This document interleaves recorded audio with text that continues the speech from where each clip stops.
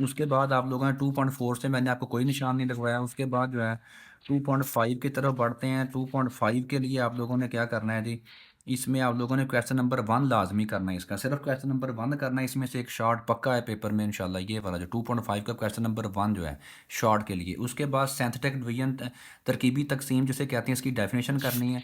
उसके बाद बढ़ते हैं एक्सरसाइज़ 2.6 की तरफ। 2.6 में से आप लोगों ने क्या करना है जी, इसका पहला क्वेश्चन करोगे और दूसरा करोगे, ये करने हैं आपने शॉर्ट के लिए। उसके बाद तीसरा, चौथा और पाँचवाँ ये इनमें से लॉन्ग आ सकता है।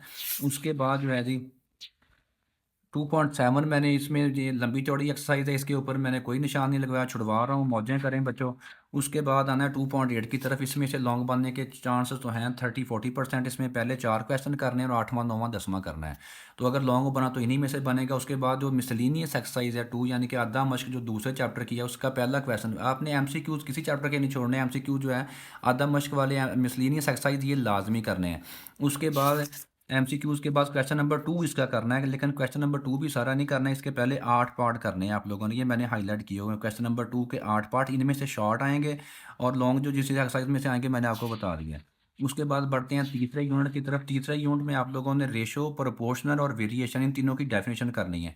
उसके बाद ये एक एमसीक्यूज़ बन सकता है, ए डॉट बी जो होता है, ए रेशो बी, इसमें ए और बी को क्या कहते हैं? ए को जो पहली टर्म होती है उसको क्या कहते हैं? एंटीसीडेंट, और दूसरे को कहते हैं कॉन्सिक्वेंट। ये एमसीक्यूज़ में आ चुका है, इंशाल्लाह आ सकता है इस बार भी। ये एमसीक्यूज़ के लिए तैयार करना है आपने।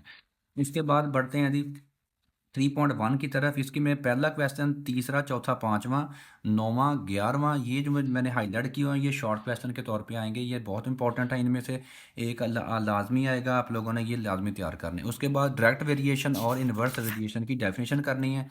इसके बाद आप लोगों ने आना है जी 3.2 के ऊपर। 3.2 में से ये शॉर्ट बनेगा, चौथा पाँचवां बन सकता है, 8वां 9वां 10वां 11वां ये शॉर्ट में आ सकते हैं। इंपॉर्टेंट शॉर्ट क्वेश्चन, इनको अच्छे तरीके से देख लें, बड़े आसान है ये।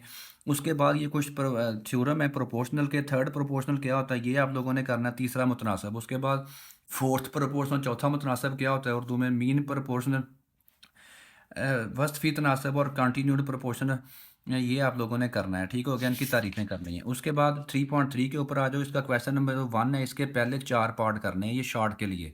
और उसके बाद क्वेश्चन नंबर 2 के पहले 3 पार्ट आप लोगों ने शॉर्ट के लिए करने हैं। क्वेश्चन नंबर 3 और क्वेश्चन नंबर 4 ये भी शॉर्ट के लिए है। 3.3 सिर्फ शॉर्ट क्वेश्चन के लिए। उसके बाद थ्योरम्स हैं जी प्रोपोर्शन के, इसमें थ्योरम्स ऑफ इन्वर्टेंडो।